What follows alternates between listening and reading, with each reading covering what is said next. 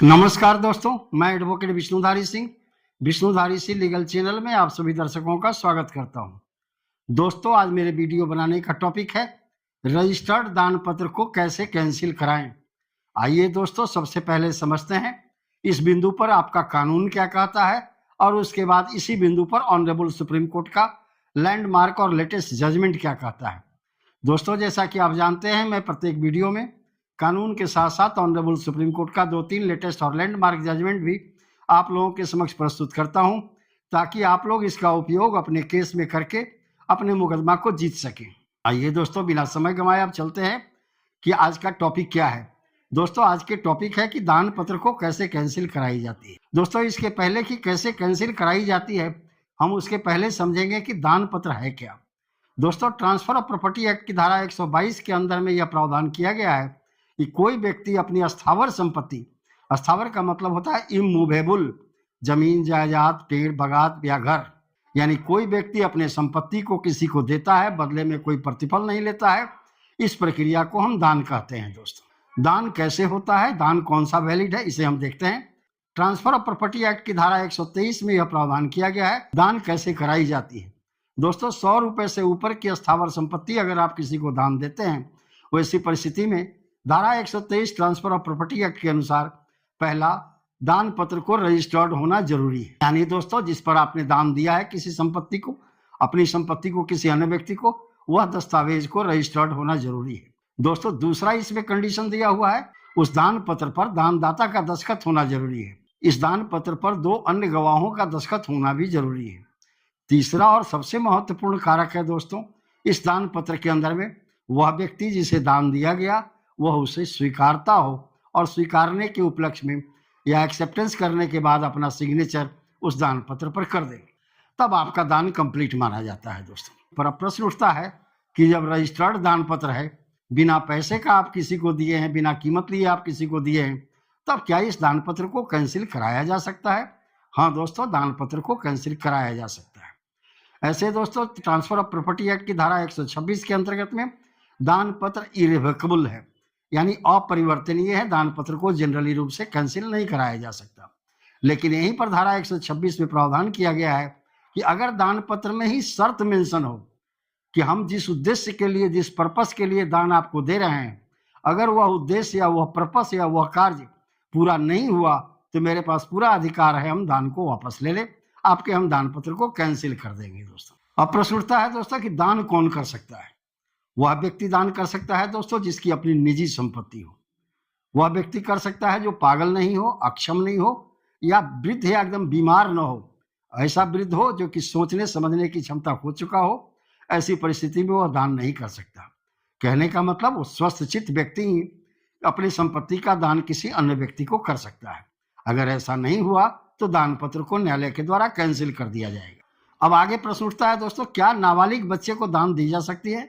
उत्तर में कहना है कि हाँ दोस्तों, नाबालिग बच्चे को भी दान दी जा सकती है। उसके पक्ष में उस दान को स्वीकारेंगे उसके लीगल गार्जियन, यानी उसके माता पिता या उसके जो भी लीगल गार्जियन है, वैधिक अभिभावक हैं, वह उसके दान को स्वीकारेंगे। दोस्तों, इस तरह का एक लैंडमार्क जजमेंट है ऑनरेबल सुप्रीम कोर्ट का। दोस्तों, टाइटल है दोस्तों लैंडमार्क जजमेंट का के बालाकृष्णन वर्सेज के कमलाम। दोस्तों, इसका साइटेशन नंबर है 1036 ऑफ 2000। डेट ऑफ जजमेंट है दोस्तों 18/12/2023।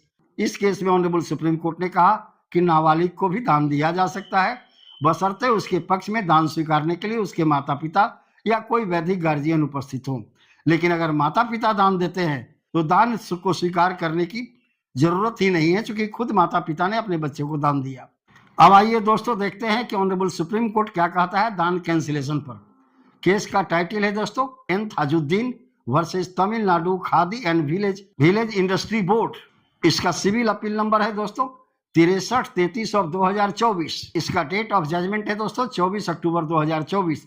इस केस के अंदर में ऑनरेबल सुप्रीम कोर्ट ने अपना फैसला सुनाते हुए कहा कि अगर दान पत्र में ही उन शर्तों का मेंशन है जिसके आधार पर दान वापस लिया जा सकता है, तब तो दान पत्र कैंसिल कराया जा सकता है। यानी दोस्तों, अगर कोई दान पत्र आपने किसी को लिखा कि हाँ इस उद्देश्य के लिए, जैसे आप स्कूल खोलने के लिए दान दिए, चैरिटी खोलने के लिए दान दिए, या कैंसर संस्थान खोलने के लिए दान दिए, लेकिन न स्कूल खोला, न चैरिटी खोला, न कैंसर संस्थान खोला, वैसी परिस्थिति में आपको अपनी दान दी हुई संपत्ति को वापस लेने का पूरा अधिकार है।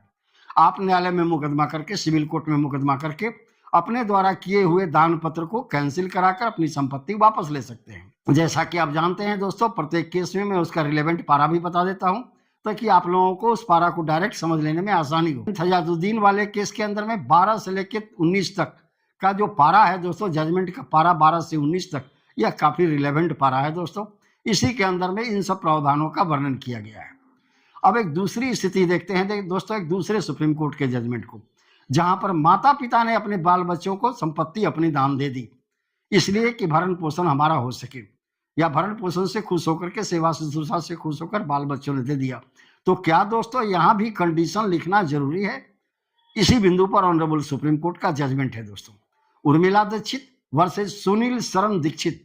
यह लैंडमार्क जजमेंट है दोस्तों सुप्रीम कोर्ट का 2025 का।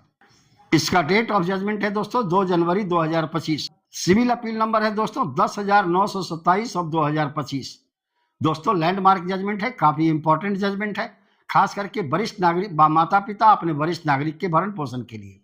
दोस्तों इस केस के अंदर में ऑनरेबल सुप्रीम कोर्ट ने अपना फैसला सुनाते हुए कहा कि माता पिता के द्वारा दिया गया दान अपने बेटे को कभी भी कैंसिल कराया जा सकता है अगर बेटा भरण पोषण करने से माता पिता का इनकार कर दे। इस केस में अपना फैसला सुनाते हुए दोस्तों ऑनरेबल सुप्रीम कोर्ट ने एक दूसरे कानून का सहारा लिया, माता पिता एवं वरिष्ठ नागरिक भरण पोषण अधिनियम 2006 की धारा 23 का। वरिष्ठ नागरिक के भरण पोषण अधिनियम की धारा 23 के अंदर में यह प्रावधान किया गया है कि अगर दान पत्र में मेंशन नहीं है, लिखा हुआ नहीं है ये बात कि हाँ दान को वापस लिया जा सकता है इन शर्तों पर, फिर भी अगर बाल बच्चे अपने माता पिता का भरण पोषण या सेवा शुश्रूषा नहीं करते तो कभी भी माता पिता अपने द्वारा दिए गए दान पत्र को कैंसिल करके अपनी संपत्ति को वापस ले सकते हैं। दोस्तों ये उर्मिला दीक्षित वर्सेस सुनील शरण दीक्षित का एक लैंडमार्क जजमेंट है उन वरिष्ठ नागरिकों के लिए, बुजुर्गों के लिए, उन माता पिता के लिए जिन्होंने अपने बाल बच्चे को अपना संपत्ति दान दे दिया, लेकिन बुढ़ारी में उनके बाल बच्चे उनकी सेवा नहीं करते, उनका भरण पोषण नहीं करते।